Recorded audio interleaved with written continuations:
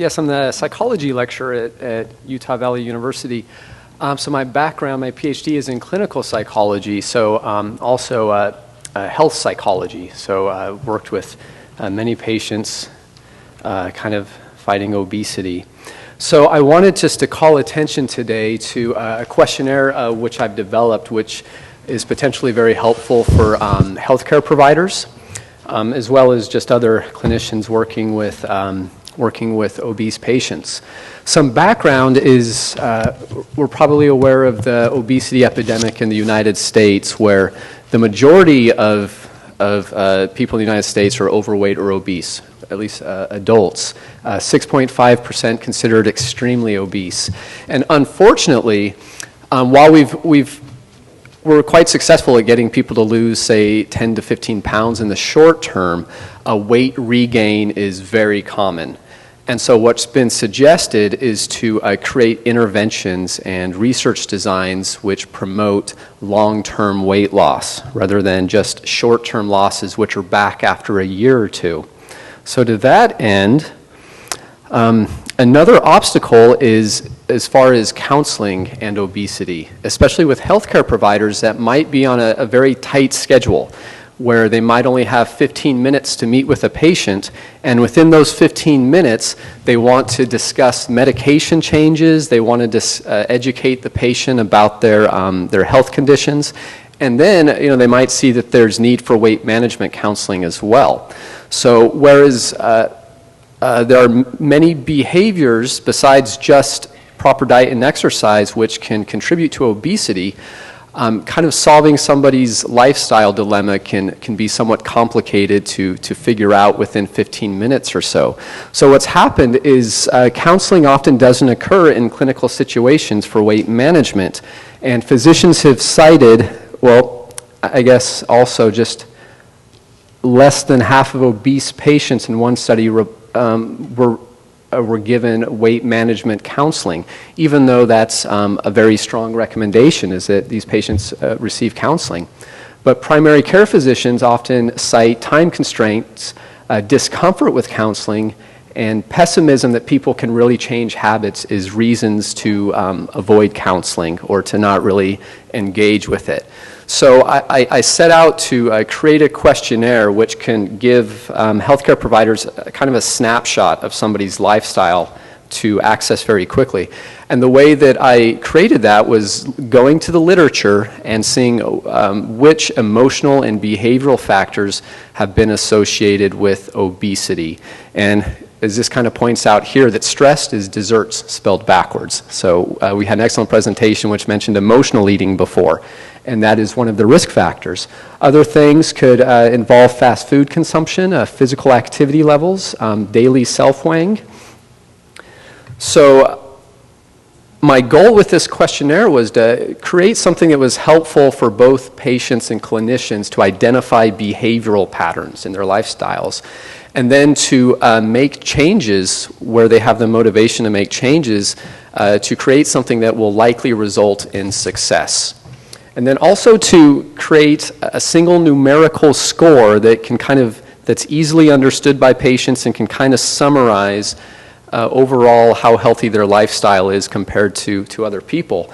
And the idea is that is something that can be tracked week to week. And that would allow us to kind of spot when they're starting to fall back to old patterns of behavior.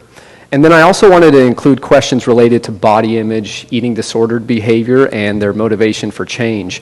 Body image concerns are especially prevalent in the United States, where there is the thin ideal, in which especially women are pressured to fit this thin ideal of a very thin person, and obesity stigma is definitely prevalent. Also eating disordered behavior, just to call attention to that when someone reports that, and then to take a look at how motivated they really are to make changes. Counseling sessions where people aren't motivated and maybe a physician is really putting pressure on someone to change behavior even though there's no motivation to change, it's likely to not be fruitful. So just to take a quick glance at the first questionnaire which I created, it consists of questions such as, well, it asks asked patients in the last week to report approximately how many days they did things such as keep a calorie goal from 0 to 7 days, to do moderate exercise for at least 30 minutes or take at least 10,000 steps, find small opportunities for exercise. So these items up here are the positive behaviors, things like plan meals, check your weight. Things down here are like the unhealthy behaviors. Some examples here are binge eating or purging, or spending a lot of time watching TV, playing video games, other things, drinking soda, eating fast food, or eating as a response to stress or boredom. And so the initial questionnaire is very simple.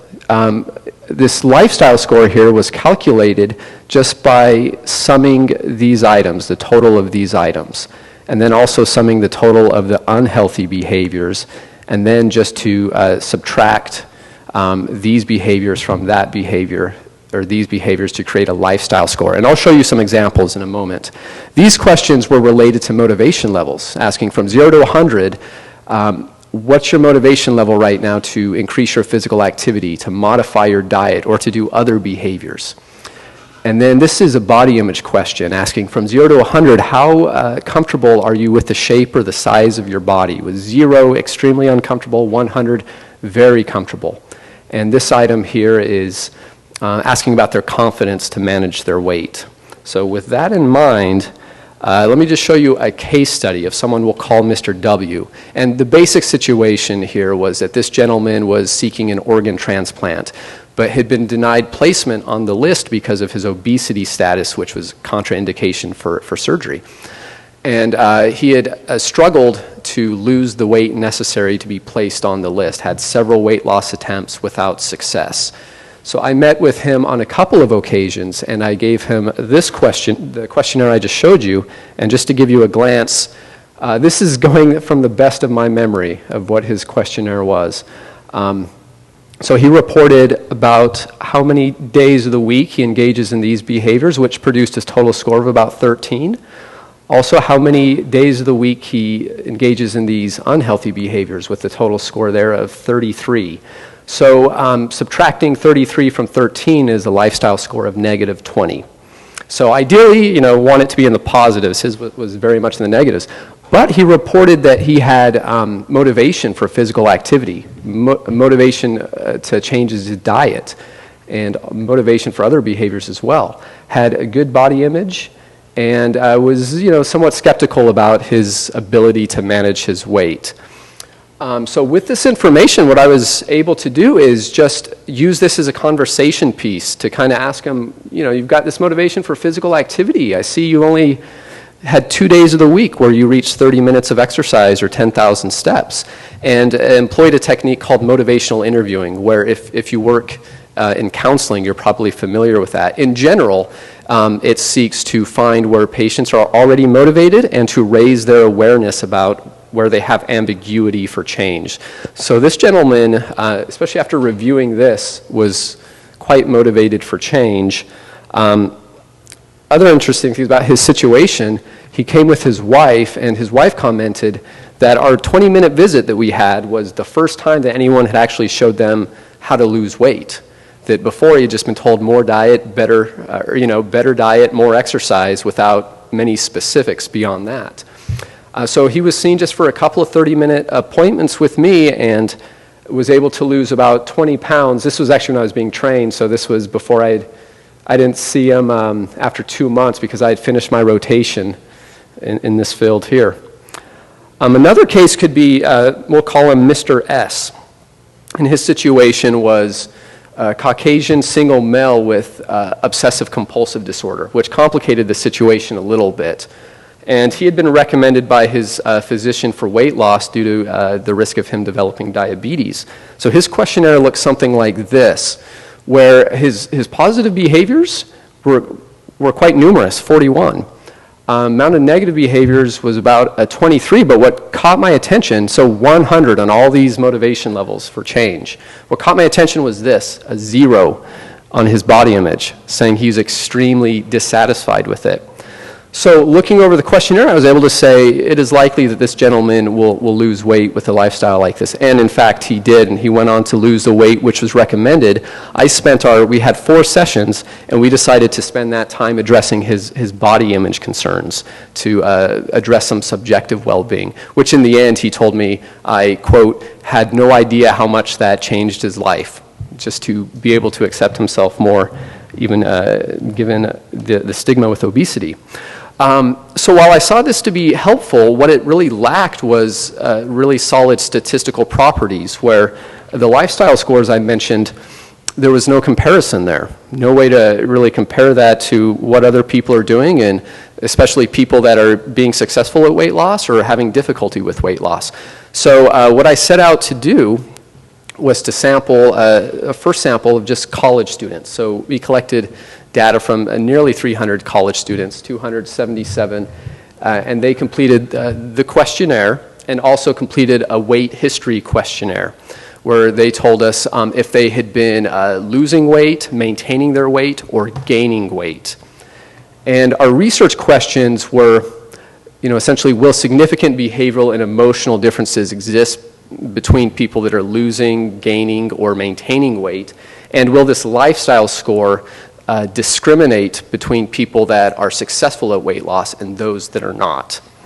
So first of all, with our sample, I just wanted to take a look at the unweighted scores. So in theory, these items, some of them are better predictors of weight loss than other items. But to begin with, I just took an unweighted measurements of different groups of people losing, maintaining, and gaining weight, where every item was just weighted the same.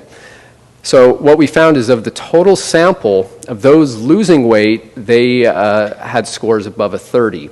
Those maintaining weight below a 20, and those that were gaining weight was about a 15. But the difference was much more pronounced in those that were actually trying to lose, which was about 57 people within our sample, where those successful weight losers were nearly at a 40. Those maintaining weight below a 15, and those gaining weight about a 10. And then it even discriminated significantly amongst those that weren't even trying to focus on their weight.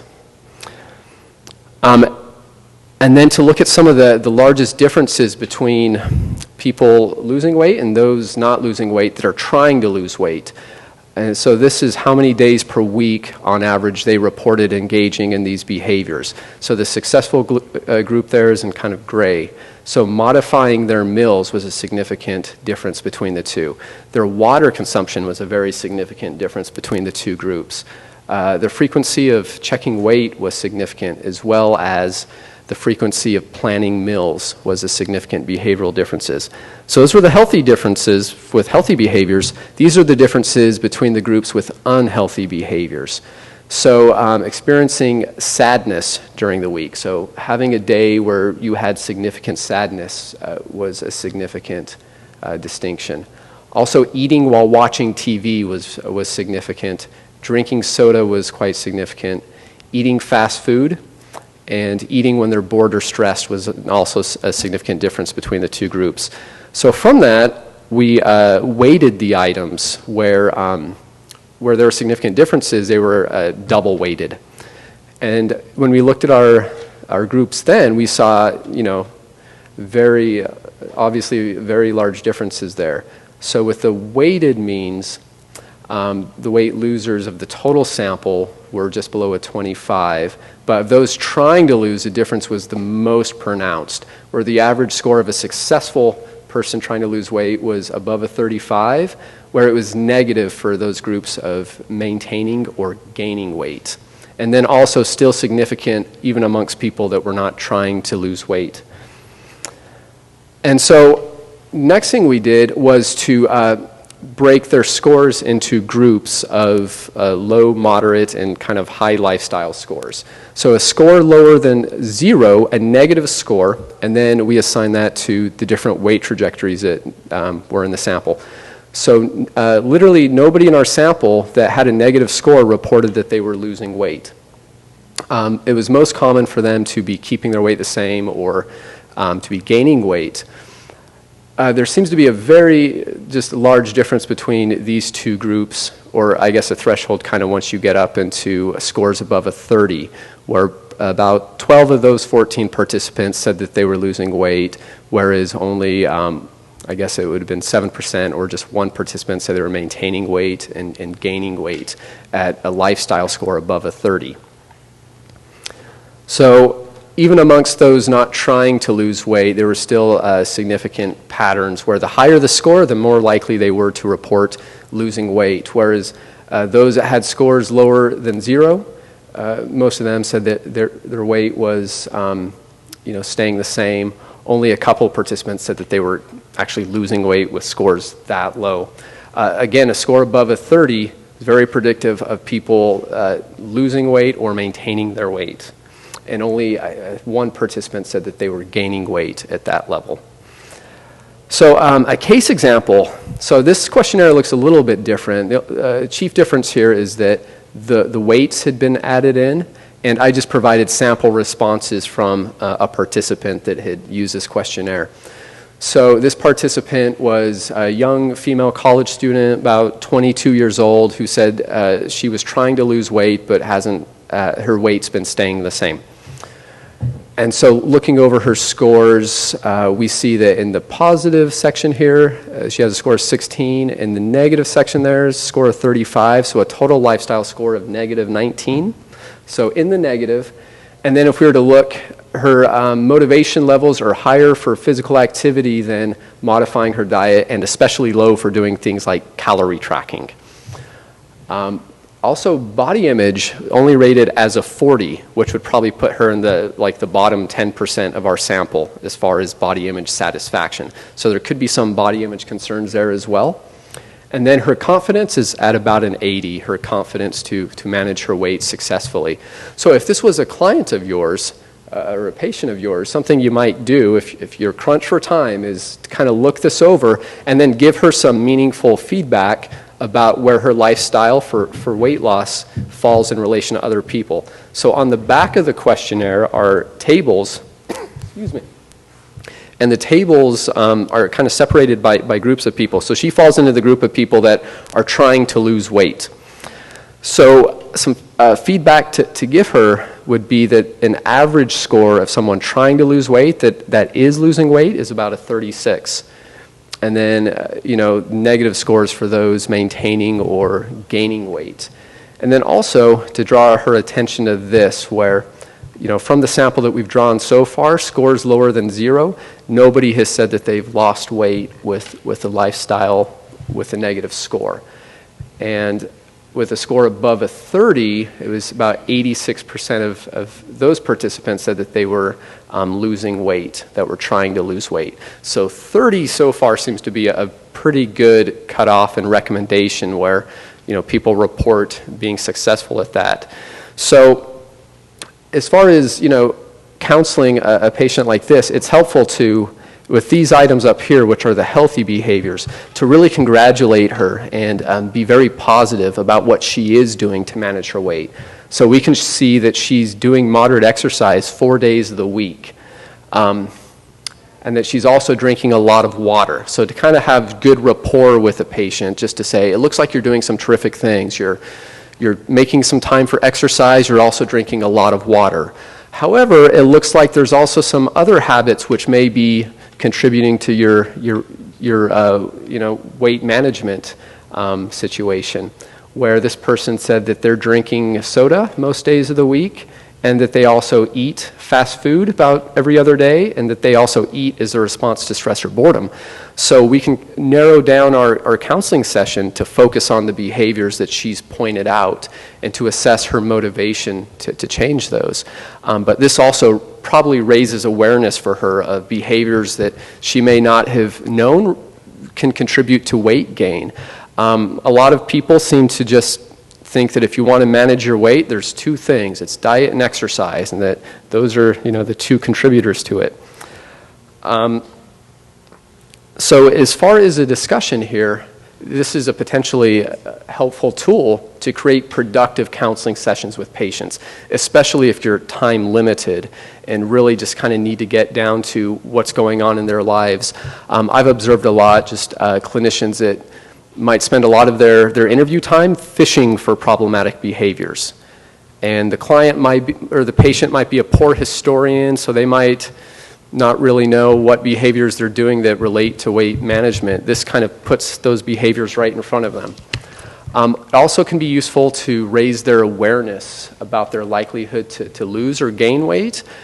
I believe it was about a quarter of those that were trying to lose weight had negative scores in the negative, in which, according to this sample, would make them very unlikely to be successful at weight loss. And then this is a score which can actually be tracked weekly to promote multiple long-term changes. So I would have administer this, weekly to a client, or, the next time that I saw them, to see overall how they were doing. Obviously, there's some limitations to what we've done so far, but future research will continue to expand our sample size, especially into kind of some key areas, so those trying to lose weight. Also, we want to sample different populations. There's likely cultural differences in weight management approaches, and also different populations such as the elderly, children, adolescents, those going through bariatric surgery, to see what are successful trends for those demographics.